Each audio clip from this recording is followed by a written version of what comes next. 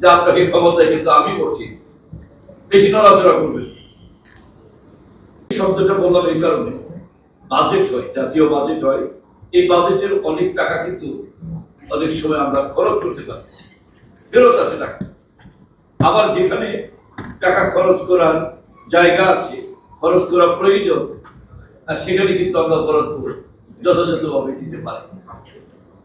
এই যে ফাঁকি ঝুঁকির বিষয়টি, এখান থেকে আমাদের বের হয়ে আসা প্রয়োজন। এখানে আরেকটা উল্লেখযোগ্য, সেটা হলো আমলাতান্ত্রিক জটিলতা। আমাদের দেশে আমি রাজনীতি করতে গিয়ে, আমি এমপি হয়ে আমি লাল ফিতার দৌড় দেখেছি। আমি নিজে লাল ফিতার দৌড় দেখেছি যে আমাদের চাইতে লাল ফিতার দৌড় কতটা লম্বা, তারা কতটা দৌড়াতে পারে, তাদের ওই লাল ফিতা কিভাবে একটা ফাইল আবদ্ধ করতে পারে, কিভাবে একটা ফাইল খুলে দিতে পারে, ভয়ঙ্কর ক্ষমতা তাদের মধ্যে। আমরা অনেকটা তাদের কাছে জিম্মি হয়েছে এই কারণে যে দেশে ভোটের প্রয়োজন থাকে না, আমলাতান্ত্রিক জটিলতা বলেন বা আমলাতান্ত্রিক ষড়যন্ত্র বলেন, আমলারা যখন, প্রশাসন যখন আমাকে এমপি বানাবে ভোট ছাড়া, তখন কিন্তু আমি ওই আমলার কাছে আমার কোনো জবাবদিহিতা থাকবে না, আমি কিন্তু তার কাছে বন্দী। সে আমাকে যেভাবে চালাবে আমার সেইভাবে চলতে হবে।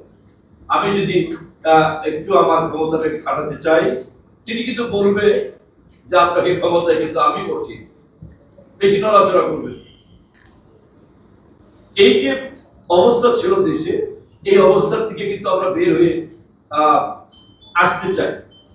আন্দোলন সংগ্রাম করে, রাজনৈতিক কর্মী হিসেবে আন্দোলন সংগ্রাম করে আমরা সর্বশেষ আন্দোলনের রূপরেখা চেঞ্জ হল। কিভাবে চেঞ্জ হল? সরকার প্রধান কি ভাষাগুলো বলেছে, সে সরকার প্রধান কিভাবে হয়েছে, কি পরিণতি হয়েছে তাদের। আমরা যারা রাজনীতি করি, এটা আমাদের জন্য লজ্জার বিষয়। আমি রাজনৈতিক কর্মী হিসাবে আমি লজ্জা বোধ করি যে কোন দল বা কোন দলের নেতা নেত্রী এইভাবে দেশ ছেড়ে পালিয়ে যাবে। দেশকে আমরা ভালোবাসি, আমরা দেশকে ভালোবাসি, আমরা দেশ থেকে পালাবো কেন? আমি অন্যায় করেছি, অন্যায়ের বিচার হবে, দেশ থেকে আমি পালিয়ে যেতে পারি না। এই দেশ যদি আমার হয়, আমি যদি দেশকে ভালোবাসি, তাহলে দেশ ছেড়ে আমরা পালাতে পারি না। কিন্তু সরকার প্রধান দেশ থেকে পালিয়েছে, আমরা ওখান থেকে বের হতে চাই। এই দেশে যাতে পালানোর রাজনীতি আর না হয়। সরকারে যারা আসবে, আপনারা হয়তো ভাবছেন আগামী দিনে বাংলাদেশ জাতীয়তাবাদী দল বিএনপি জনগণের ভোটে হয়তো বা ক্ষমতায় আসবে, আপনারা ভাবছেন। আমরা মনে করি জনগণ যদি বাংলাদেশ জাতীয়তাবাদী দলকে ভোট দিয়ে ক্ষমতায় পাঠায়, তাহলে সম্ভব বাংলাদেশ জাতীয়তাবাদী দলকে রাষ্ট্রীয় ক্ষমতায় যাওয়া। ভোটের বাইরে আমাদের রাষ্ট্রীয় ক্ষমতায় যাওয়ার কোনো সুযোগ নাই, আমাদের ভাবনার মধ্যেও নাই।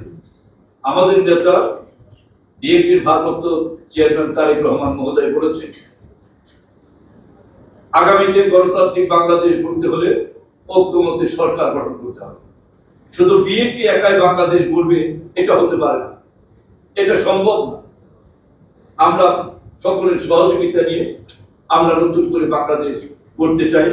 বিএনপির শিশু বিষয়ক সম্পাদক হিসাবে আমি বলবো যে, আগেই বলেছিলাম, ঘুমিয়ে আছে শিশুর পিতা সব শিশুরই অন্তরে।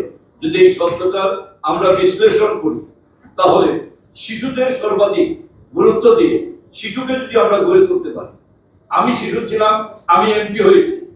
আপনি শিশু ছিলেন, আপনি একজন দায়িত্বশীল সাংবাদিক হয়েছে, দায়িত্বশীল এক সামাজিক কর্মকাণ্ডে আপনি অবস্থান রাখছেন।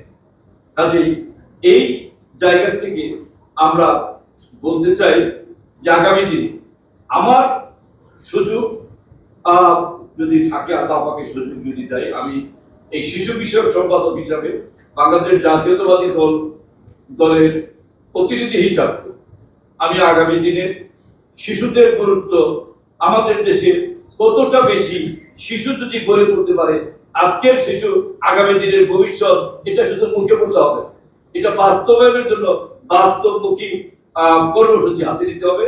জাতীয় বাজেটের বিশেষ একটি অংশ এই শিশুদের জন্য বরাদ্দ দিয়ে মানে জেলা ভিত্তিক উপজেলা